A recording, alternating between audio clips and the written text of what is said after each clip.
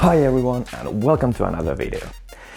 Today's video's topic is what is wrong with YouTube video feedback system. So what I mean about YouTube video feedback system, I mean these buttons here. So like and dislike button. What is the purpose of those buttons really? Of course, if you are a viewer, you're able to hit that like button or hit that dislike button. So it's just a one click to show your feedback to the content creator. So it doesn't really take that much time for you as a viewer to do that. But when it comes to being a content creator and getting that feedback from those buttons, then it's gonna be a little bit more interesting about what's the real purpose of those buttons.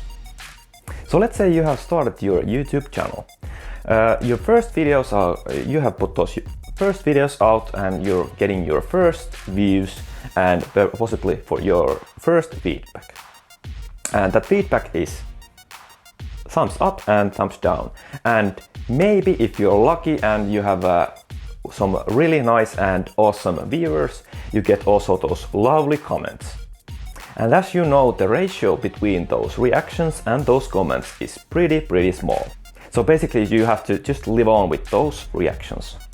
So when it comes to us content creators, what we get out from those reactions? And I would say absolutely nothing.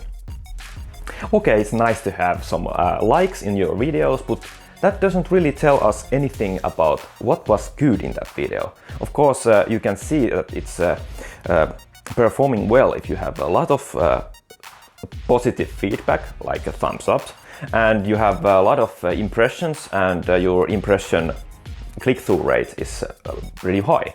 So basically you are getting a lot of views. So then you know that you have conquered the YouTube algorithm.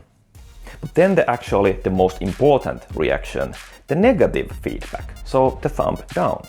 So, or as we say, dislike button. What's the purpose of that button really? Okay, as a viewer, you show that you didn't like that video. But as a content creator, well, I didn't get any information regarding what could I do better next time and what was the thing that they didn't like in that video. At least now when they're trying to do everything they can to hide that negative feedback, at least from the YouTube studio they have in the mobile phone. It's like not impossible, but it's pretty hard to even see how many dislikes you have because you really see only the positive feedback or the thumbs up. So you can only see the ratio between your current video you're watching the analytics and your overall channel impressions but reactions. So they're trying to hide that negative feedback and I don't think that's a good idea.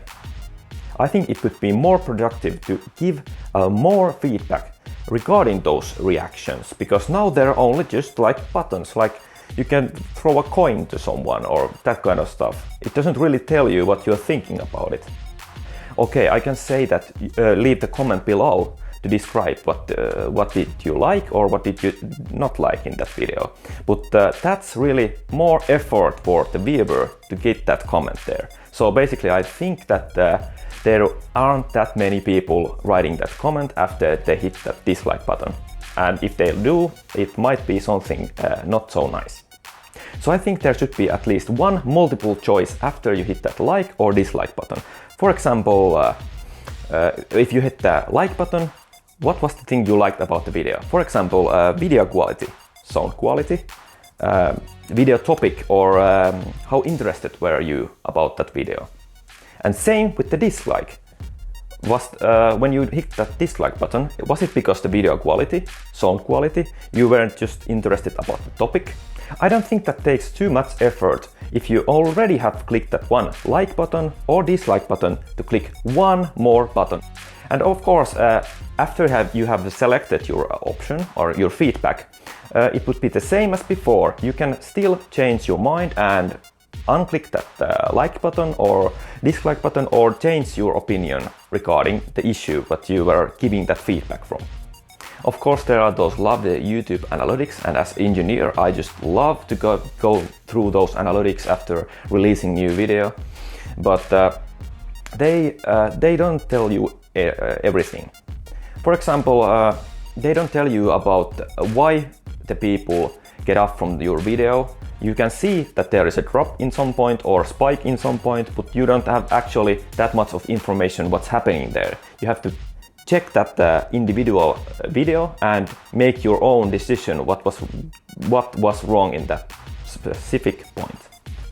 And I don't believe it's that big task to add those kind of feedback buttons together with those like and dislike buttons. But yeah, I'm just software engineer and automation engineer, so I might be wrong, but that's just my opinion.